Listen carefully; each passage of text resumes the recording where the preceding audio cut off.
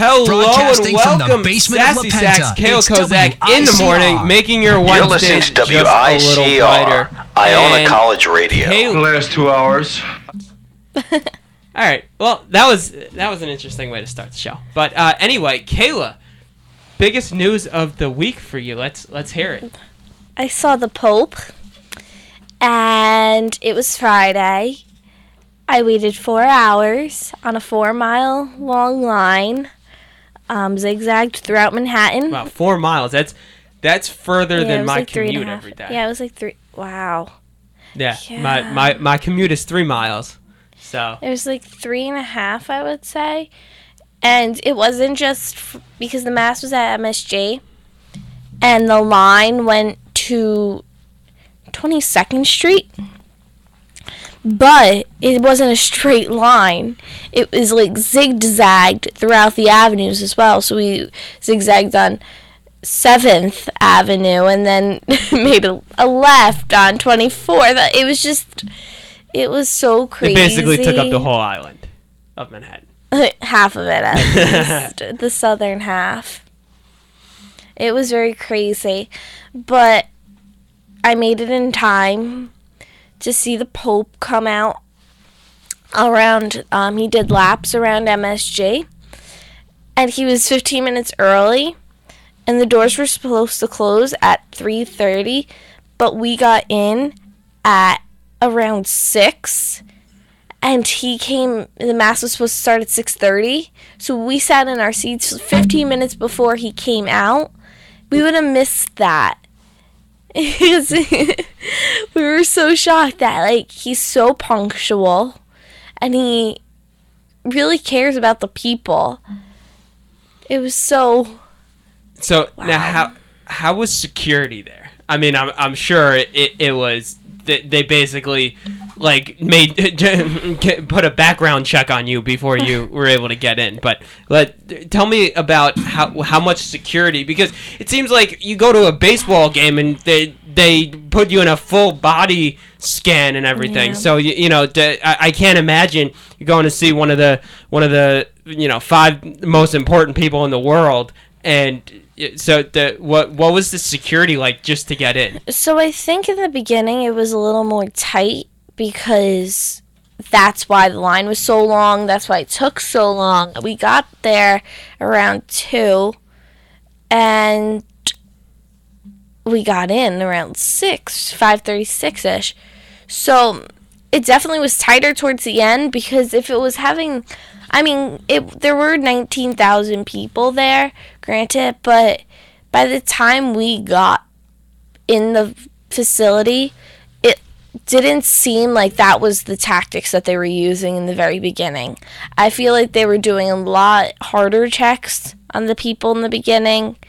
I felt, just coming from somebody who has to study this, I felt like it wasn't that secure at all. Yeah, we walked through the body scanner, but I've gone through more strenuous checks in the past for other things, probably like a baseball game or a Giants game, but overall I didn't feel like it was too extreme. I think the only thing that was out of the norm for me during a check was they had my cell phone on. They wanted all cell phones on, because a new thing now is when you create a bomb, you could create it to look like something else.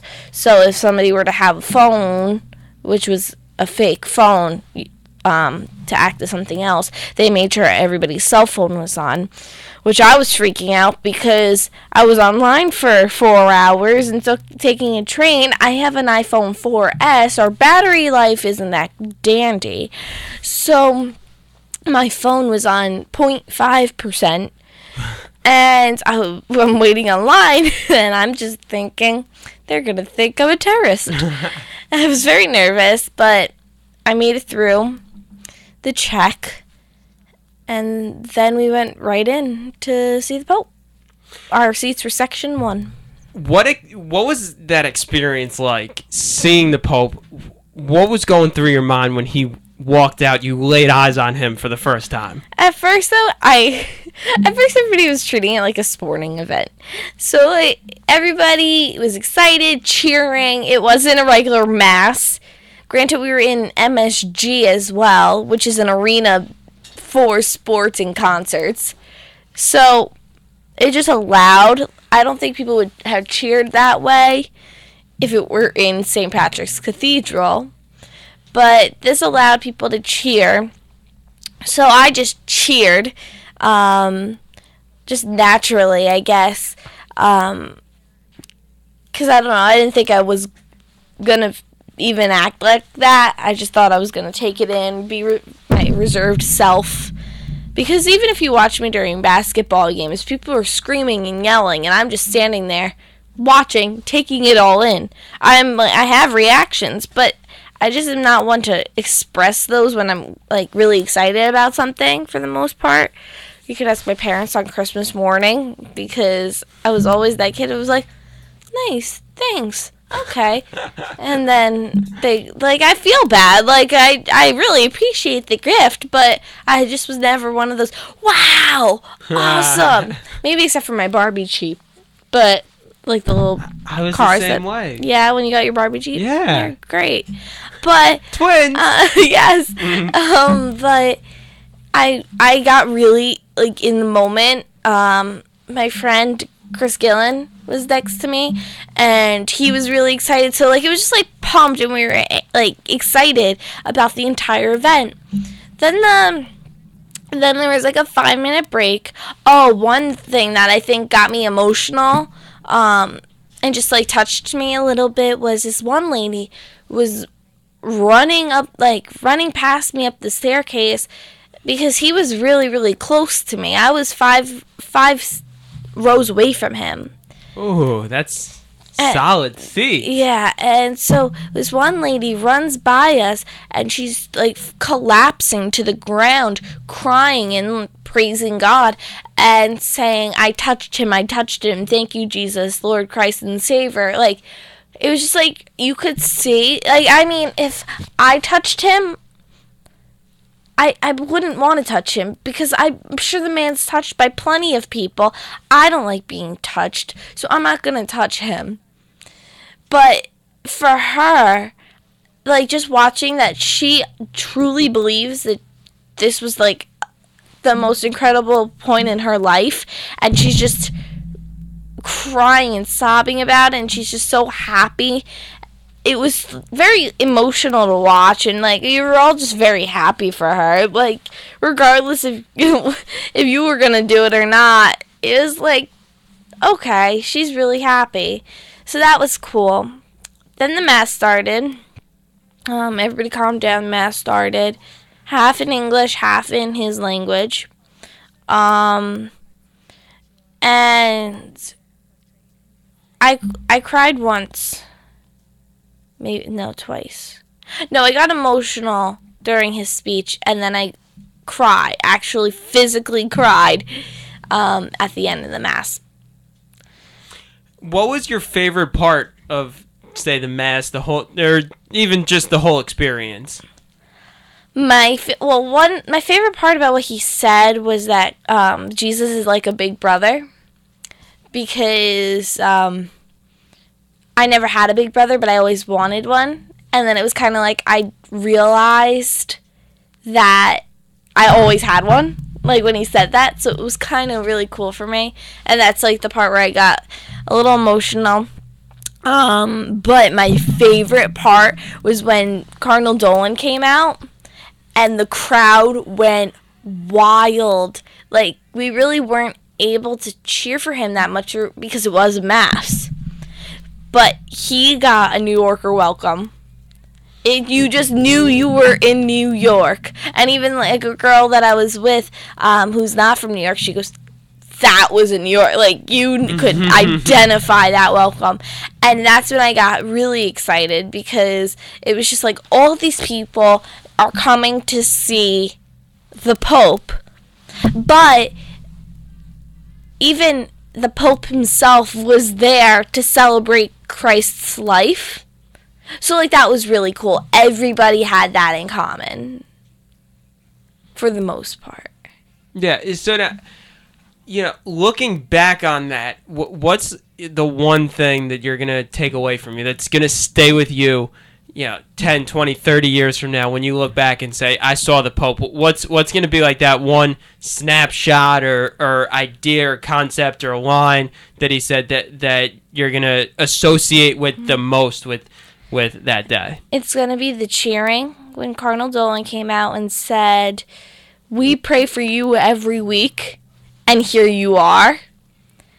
And then people cheering, and then his final thing that he said was, and remember, don't forget to pray for me. And everybody you can't be more humble. He literally put himself on the same line as us. It's not that, because when people say, like, pray for me, that some might take that as, don't pray for me because that's a weakness. It's a sign, that's a sign of weakness. But he recognizes the strength in prayer.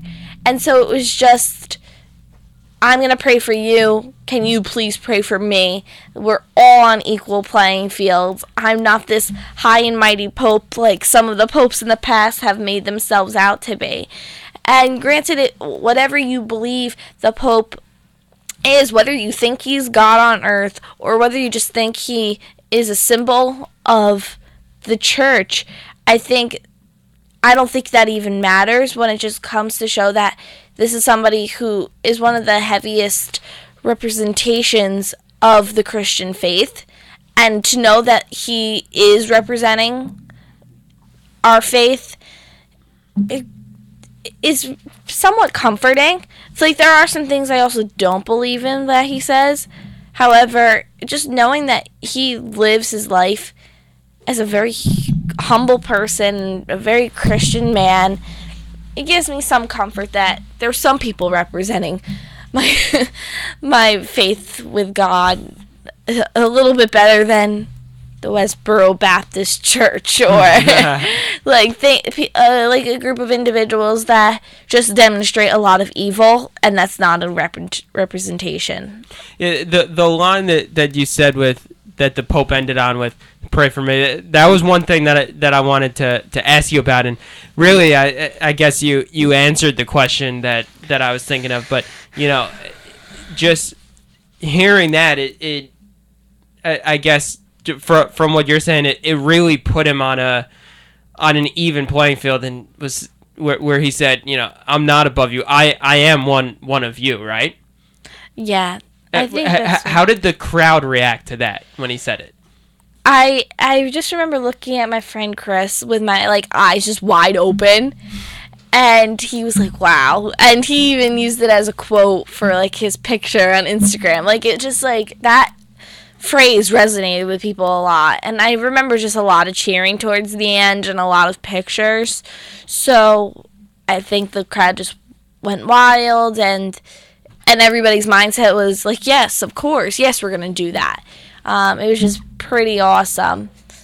So I think that was the reaction of most people to it, but I was just so fixated on that looking at him at that time, and his face was just so happy and gentle, and he said that, and everybody's heart melted in that moment. That's great. I mean, you got to see up close the Pope Francis. I just can't imagine what an experience like that would be. So I mean, my Friday, I did absolutely nothing. So not even gonna talk about my Friday, but Sunday you saw the Jets. That's true, and the Eagles won. So, but no. I mean, it was good. Got on the field. That was pretty cool. Yeah. Anyway, we'll take a quick break. That's actually a nice segment. When we come back, we'll get into some sports, a little Yankees action, I think is what we want to talk about. And we'll be right back. Sassy Sacks, Kayla Kozak in the morning.